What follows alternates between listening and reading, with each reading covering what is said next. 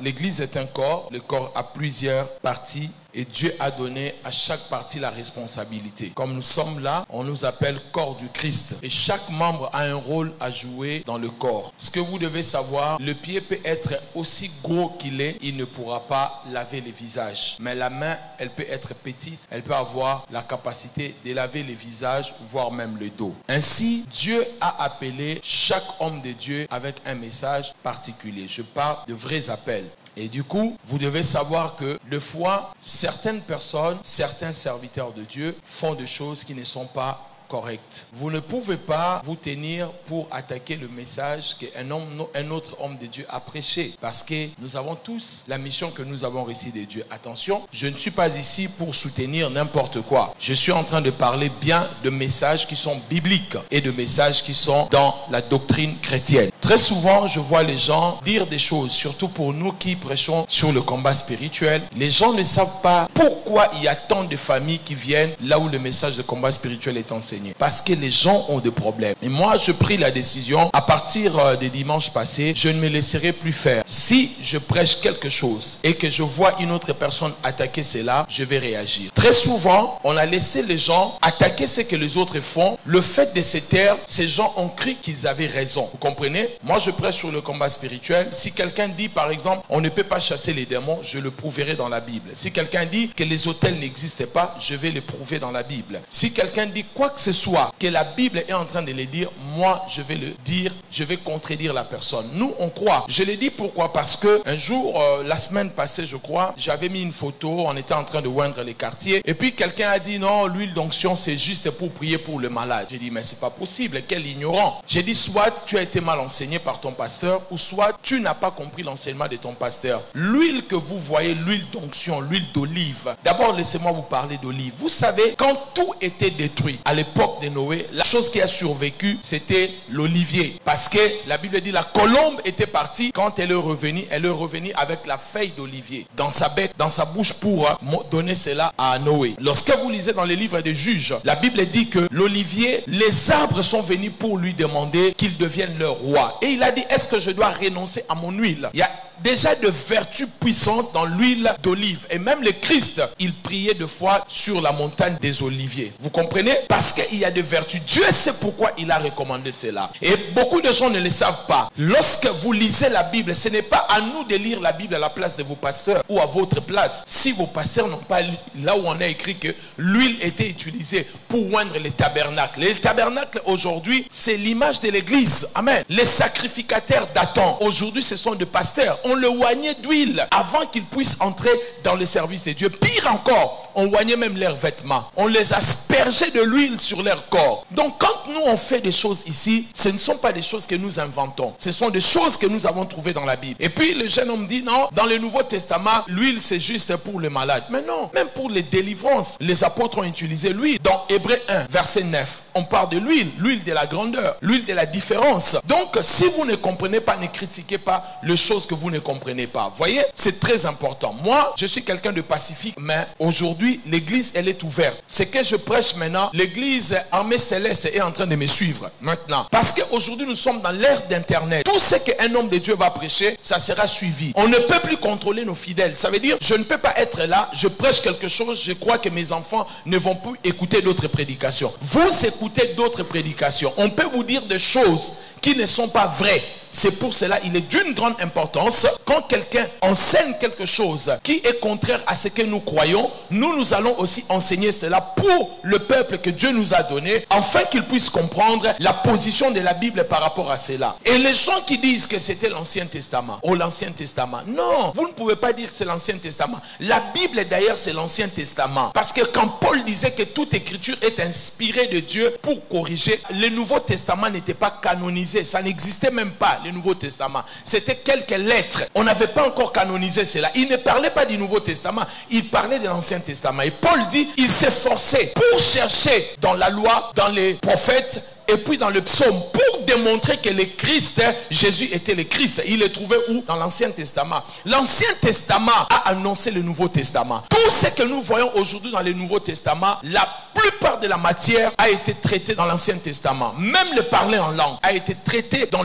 l'Ancien Testament. Dieu a dit un jour, je parlerai à ces peuples avec une langue inconnue. Il a parlé cela depuis l'Ancien Testament. Le patriarche, la loi, toutes ces choses-là, la venue du Christ, la mort du Christ, la résurrection du Christ, toutes ces choses-là ont été déjà dites dans l'Ancien Testament. Bon, alors soyons justes. Si vous prenez des choses, vous dites que c'est l'Ancien Testament, enlevez le panier de la dîme. Parce que la dîme, nous trouvons son fondement dans l'Ancien Testament. Vous comprenez, dans Lévitique et dans Malachie. Alors si vous dites que c'est là, et l'Ancien Testament, balayez aussi la dîme, ne prenez pas la dîme. Vous ne pouvez pas prendre ce qui vous intéresse et laisser ce qui ne vous arrange pas. Ça, c'est ce qu'on appelle la mauvaise foi. C'est la mauvaise foi. Ce que vous ne savez pas sur l'église, vous m'excuserez de vous parler comme ça. L'église aujourd'hui, les gens regardent plus leur intérêt. Celui qui ne croit pas à la prophétie, il ne va pas vous encourager sur la prophétie. Il sait que s'il vous dit que la prophétie existe, vous allez suivre des prophètes. C'est pour cela qu'ils vont attaquer vos histoires de prophétie, vos histoires de prier.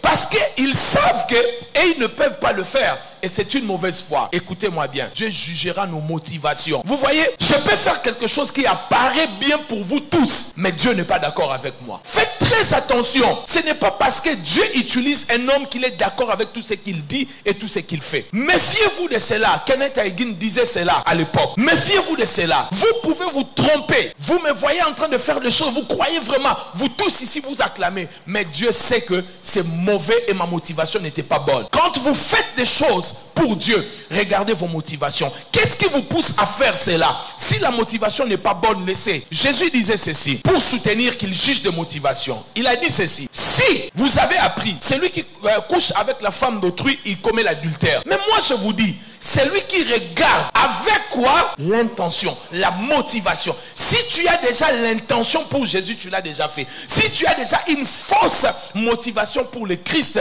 tu l'as déjà fait. Je prie, bien-aimé dans le Seigneur, que l'église devienne encore une.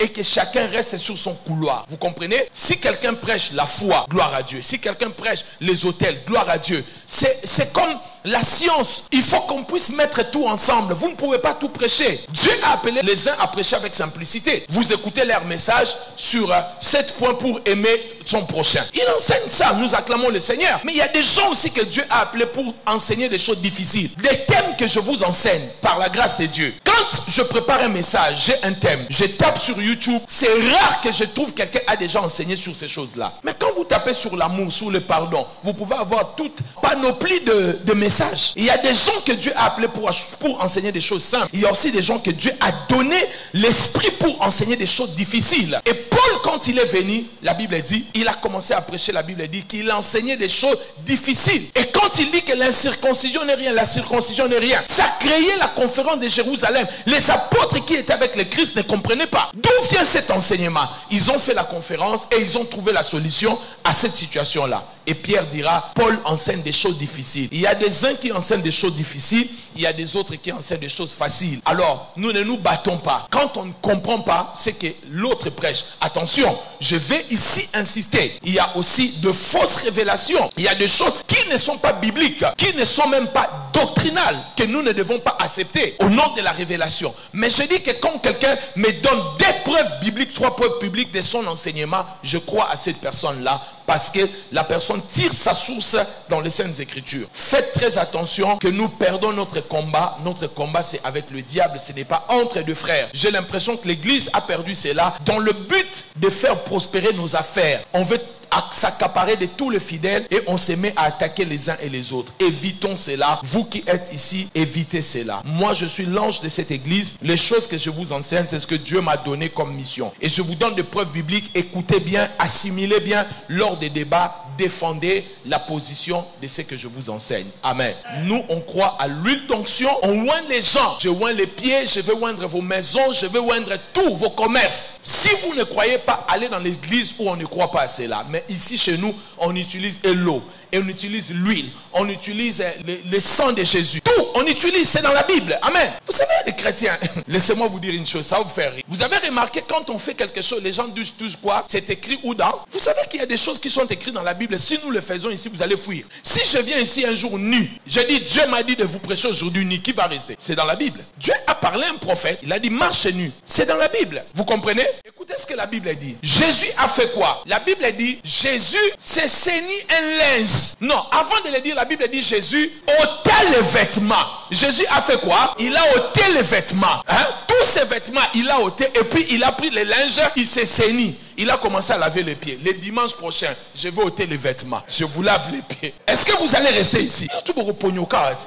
Papa, la folie ou comment? Mais c'est écrit dans la Bible. Vous comprenez? Non. Ça veut dire qu'il y a des choses que nous disons. Quand vous prêchez sur Internet, nous prêchons dehors. Nous voulons faire notre réunion ici au terrain. C'est dans la Bible, les gens faisaient des réunions dehors. On prêchait avec des micros. On mettait des trucs sur Internet. C'est écrit où dans la Bible? Donc, évitez des débats des petits enfants. Grandissons, mes frères et sœurs chrétiens, pasteurs. Grandissons. Laissez les gens faire leur couloir. Je crois à la prophétie. Quand un frère prophétise, je crois, parce que beaucoup de familles ont été sauvées des problèmes à cause de la prophétie. Je ne veux pas critiquer la prophétie. Beaucoup de gens ont été sauvés par le message de l'amour, de la repentance. Je ne vais pas condamner ces messages-là. Beaucoup de gens ont été sauvés par le message de combat spirituel. On en a des témoignages pleins ici. Ce que nous devons faire, tout ce que tu ne comprends pas, ne les critique pas. Vous savez, à un moment, quand je vis des choses qui sortaient dans les corps des gens, moi aussi, à un moment, il y a peut-être 10 ans, 12 ans, je me disais, c'est quoi encore cette histoire? Je voulais critiquer, Dieu m'a dit, ne les critique pas. Et si je commençais à faire la même chose avec toi? On a vu des choses ici. Il y a une sœur à nous qui est partie en Europe. Un œuf vivant est sorti de son sexe. œuf vivant, sorti de son sexe. Amen. Une autre sœur, des cafards, sortis dans sa matière fécale. Ici, j'ai donné une parole de connaissance à une dame ici. Lors de la délivrance, je vois un serpent. Ici, de boules de sang comme ça. Ici, sur place, ça sortait. La sœur est partie là-bas. De boules de sang comme ça, comme un serpent. Ça veut dire que la chose la plus difficile dans la vie, c'est d'avoir raison avant tout le monde. Et quand vous ne comprenez pas, ne critiquez pas. Dites seulement à Dieu, cette dimension, je ne l'ai pas encore atteint. Seigneur, peut-être un jour, je vais les comprendre. Mais je ne dis pas qu'on doit accepter toutes les révélations de fausseté, parce qu'il y a beaucoup de fausseté sur Internet. Amen. Et puis, autre chose, ces histoires de croire qu'il faut être dans un certain milieu pour être un pasteur. Oh, lui n'est pas dans leur milieu. Qui vous a dit que votre milieu, là, nous croyons à cela? Donc, arrêtez un peu de nous faire croire que c'est votre milieu, il faut être dans un milieu pour... Non. L'évangile, c'est Dieu qui nous a jugés dignes de nous confier l'évangile. Je ne dépends pas de quelqu'un, c'est Dieu qui m'a appelé. Amen. Je ne m'attends même pas que quelqu'un m'invite pour aller prêcher. Et ces histoires-là changent notre manière de prêcher. Tu commences à aménager ta prédication parce que cette église-là, si elles entendent, elles vont plus m'inviter. Non, moi je vais prêcher ce que Dieu m'a demandé de prêcher. Je prêche la délivrance. Si vous ne voulez pas des pasteurs de délivrance, alors ne m'invitez pas. Amen. Quelqu'un me dit Amen bien.